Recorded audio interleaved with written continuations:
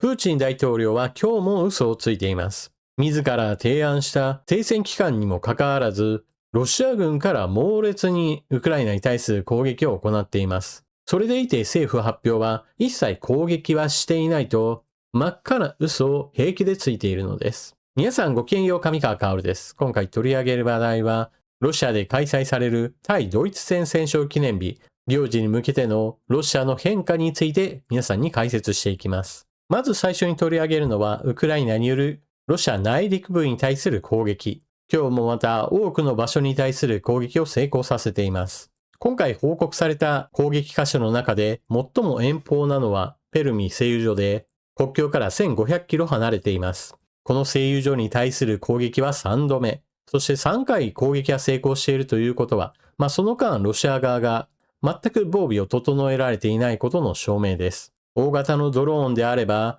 基本的にはスピードはそれほど速いものではありません。1500キロ飛んでいる間にレーダーで探知して撃墜することは十分可能なわけです。ところがそうした防空体制の整備といったものがその1500キロの間に全くないことを意味しています。もちろんウクライナ側としては対空陣地がある場所についてはそれを回避しながら飛ばしています。しかし、そうしたことが分かっていたとしても飛んでいるドローンを例えばヘリで迎撃したりもしくは戦闘機で迎撃するといった対応策もあります。ところがそうしたことも全くできていないのです。そして前線地域でのドローンによる攻撃も継続的に行われています。この攻撃の特徴なのですが、特にロシア側が攻めてきた時にこれを迎撃する時、その時に最もロシア側の被害が拡大します。そしてこのような攻撃をしている今という時期というのも問題です。というのも、ロシア側は5月9日に行われる対ドイツ戦戦勝記念日に向けて、自らこの期間については停戦しようと一方的に宣言したのです。これにウクライナ側が応じないのであれば、戦争を求めているのはウクライナであり、停戦を求めているのがロシア側であることの証明だとしていたのです。しかし、そうやって口では言いつつも、実際には攻撃に打って出て、それをウクライナ側の迎撃ドローンによって次々と破壊されているわけです。いかに政府発表とロシア軍の動きが全く異なっているか、嘘がまかり通っている状態です。ちなみにウクライナ側はこうしたロシアの嘘に先制パンチを浴びせるべく、先手を打ってもっと前から停戦しようじゃないかというような話をしました。しかし、そうした話をした矢先にロシア側からの猛烈な攻撃が来るわけですから、彼らがいかにウクライナに対する攻撃をやめる気がないか、ものすごいそのことがわかるわけです。ただし、そうやっていくら外交戦でなんとかウクライナを貶めようとしても、実際に攻撃しているのはロシアのわけですから、彼らの言葉というのがいかに嘘まみれかということを分かっておく必要があります。ちなみに、対ドイツ戦戦勝記念日の軍事パレードについては、引き続き開催される予定です。ただし、それに関連して様々なニュースが流れています。例えば、あまりにもロシア国民をプーチン大統領自身が信じられない一つの証拠として、朝行われる清掃活動についてこれをやめさせるというような事態が発生しました。なんだかすごくちっぽけな話にも聞こえるかもしれません。しかし、ロシア政府はそうした自国民が集まる催しそのものを危険視し始めているというのが一つのポイントです。デモのような決して反政府的な動きがあるわけではありません。そうしたものが起こればすぐに治安当局者が大量に集まってきて人々を追い散らかして、そして殴りつけたり蹴りつけたりして、中には投獄されたりもします。本来であれば朝の清掃事業など、非常に誰にとっても無害この上ない集まりについても、これをやめさせるということは、それだけプーチン大統領がより神経質になっていることの証でしょう。治安当局はそのようにして人々が集まって、何か世間話をすることすらも嫌がるようになっているわけです。ただ、こうした背景にあるのは、単純に戦争の長期化に伴って多くの人々が死傷しているというだけではありません。産油国であるにもかかわらず、ガソリン代の値上げや増税、そして雇用面においても少しずつ悪影響が出ています。従来であれば全く安泰だと考えられていた公務員についても、特に財政悪化の影響を受けて、何万人単位での職員削減計画が進んでいるとされています。新しく雇う人を絞るというわけではなく、もうそもそも今いる人たちにどんどんと辞めてもらおうというかなりの変化を見せています。必要な仕事があれば公務員は雇っておかなければ業務が滞るわけですから、これらの人たちを一斉に切り始めるというのもおかしな話です。そのような背景となっている事情として、こうした人々を少しでも職を失わせることで、軍隊へと誘導させようとしているのではないか。そこまで言う人たちもいます。職を失った人たちは、すぐにでも他の仕事へと向かおうとすれば向かえるわけですが、しかしそうした人たちを積極的に軍へと勧誘する流れというものもまた政府の仕組みとして働いているわけです。一方で、ロシア政府内部における変化といったものも報告されています。それが、戦争目標そのものを大幅に引き下げるべきだという報告書が作成され、当局内で出回ったというのです。従来のプーチン大統領は、ウクライナという国家の存在そのものが、ソビエト連邦崩壊以降の過ちだとしています。つまり、ウクライナという独立国ができるべきではなく、本来であればあれは、ロシア連邦の一つであるべきだったのだというような主張です。実際に2022年から始まった本格的な侵略においては、ウクライナを滅亡させることが目的であったと考えられています。というのも、首都攻略を目指していたというのが一つのポイントです。全面的な侵攻という意味では、ウクライナ側も東部戦線で大攻撃が始まるだろうというふうに見ていたと考えられています。そのため、主力部隊については東部戦線に張り付いていた。それによって、現在でもなお、東部ドンバス地方は未だにウクライナ軍が固く守っているわけです。一方で、そこまではやらないだろうと考えていたところがあります。それが首都に対する直接攻撃です。2022年におけるロシア軍の動きとして、ロシア国内からの攻撃ではなく、一旦ベラルーシ領に入って、ベラルーシ領からウクライナへと侵攻するというルートがありました。それが、ウクライナの首都キーウの北方からの南進です。この時は、ウクライナの首都近郊の空港に大量の兵士も送り込みましたし、地上からの部隊も首都に向けて進軍しました。現実にはこれらの部隊は撃退されました。しかし、彼らの意図が首都を占領し、それによってウクライナの中枢を抑えた後、そのままウクライナの政権を打倒し、ロシア寄りの新たな政権樹立、つまり傀儡国家化しようとしていたのは明らかです。プーチン大統領自身はウクライナの政権を現代のナチス政権だとしてこれを打倒するというような話をしていました。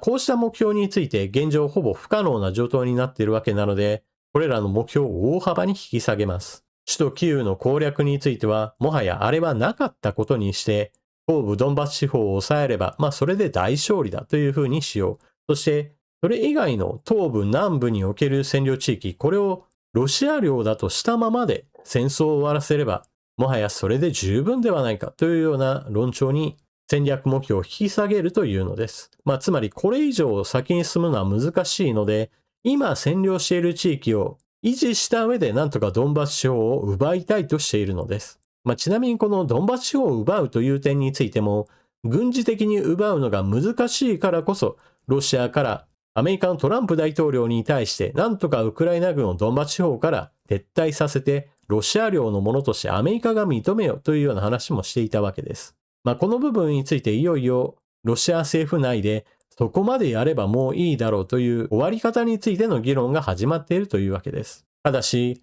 ここで問題なのが、ロシア内部における侵略容認派もしくは積極的な支持派の人たちに対する対策です。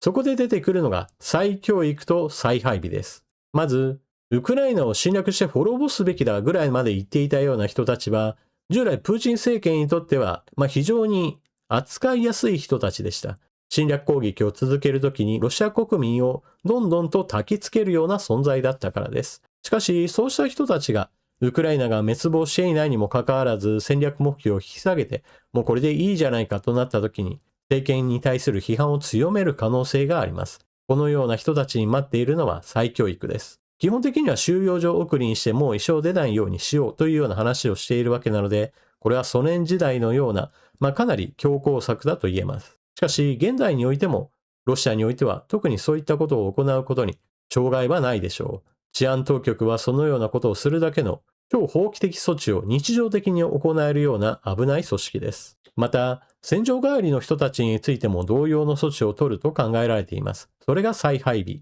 戦争が長引くことによって、ロシアは国外における影響力を大幅に低下させました。例えばシリアにおいては、駐屯基地もあったのですが、それらを引き払わなければならなくなりましたし、アフリカ大陸における影響力も低下しました。大きな戦力を送ることができず、例えば先日マリにおいては、反政府軍に追いやられて、ロシア兵が逃げ散るというような事件も発生しています。これらを手こ入れしてアフリカにおける影響力を再び獲得しようということにも兵力を差し向ける、そんな計画も浮かび上がるわけです。ただし、このように戦略目標を引き下げるのは切実な理由があります。そもそも侵略戦争を継続的に行っていて、大量の資金を投入し続けているわけですから、特に何かが生み出されるわけではありません。財政悪化は続きますし、多くの死傷者が出ることによる社会コストの増大、そして人員不足は労働者不足とイコールですから、民間経済の大幅な停滞、そして戦争によって失われる多くの働き世代の人たちの命が奪われることは、当然出生率などにも悪影響をもたらします。基本的にありとあらゆる指標において、将来に対して悪い影響しか残らないわけです。また、国民のプーチン政権に対する支持についても確実に下がっていることが報告されています。そのことを示しているのが、国営の世論調査会社が発表をどんどんと引き延ばしをしていることです。従来であれば、この時期に発表されている世論調査結果について発表をやめてしまいました。それというのも、いくら圧力を加えたとしても、支持率がどんどんと下がっている実態があるというのです。直接的にプーチン政権に対する批判の声は上げにくいために、今のロシアが良い方向に進んでいるかどうかであるとか、明るい未来を想像できますかみたいな形での世論調査をしているわけですが、それでもだんだんとネガティブな方向に票が傾きつつあるのです。さらには、実際の行動として報道されているのが、VPN にお金を払う人たちが増加し続けていることです。国民の間における世論形成としては、インターネット網というのは非常に重要な存在です。しかし、政府当局はそうした人々の会話や集まりといったものがインターネット上で発生することも非常に嫌がっており、どんどんとインターネット規制を強め続けています。そうした規制から何とか逃れようとして、インターネットへの接続情報を少しでも隠そうとする。そのために VPN というものが用いられます。しかも、無料のものもあるのですが、不安だと考える人が多いからこそ、お金を払ってでも、有料の VPN を利用する人が増加し続けているというのです。ロシアにおける VPN の認知率は 70% 以上とされており、しかも実際に利用している人の割合は年々高まり続けています。戦争の長期化に伴って、ウクライナ軍をどんどんと押しやるのではなく、むしろ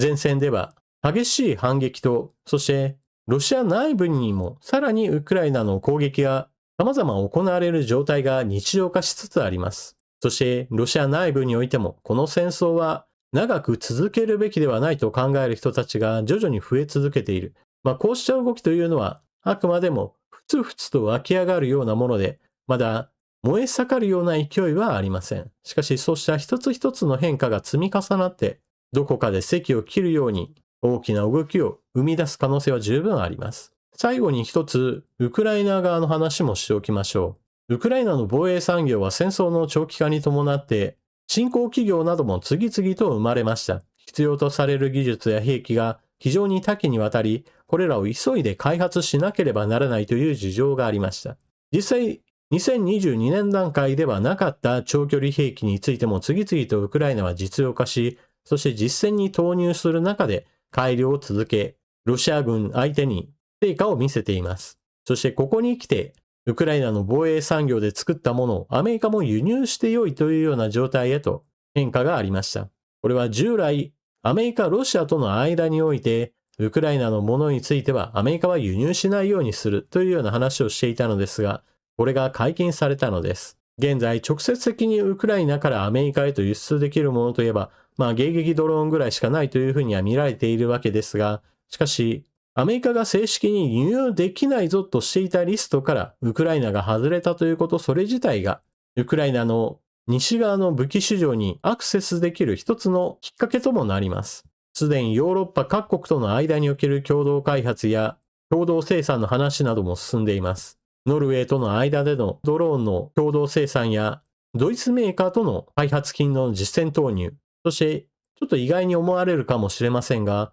日本のベンチャー企業がウクライナ側と組んで、すでにドローンの製造なども手掛けています。ウクライナの戦場で大きな教訓となっているのは、とにかく兵器の更新サイクルが早く、ほんのちょっと前までは1000級だったものが相手の対抗策によってあっという間に効果を下げてしまい、それを上回るためにまた改良を続ける。もうとにかく新しいもの、次から次と出てくる状態となっていて、しかもそれらが決して高額なものではなく、ある程度安い価格で量を揃えて、そしてそれが戦場にどんどんと投入されるという、非常に展開の早い話となっています。こうした変化を早く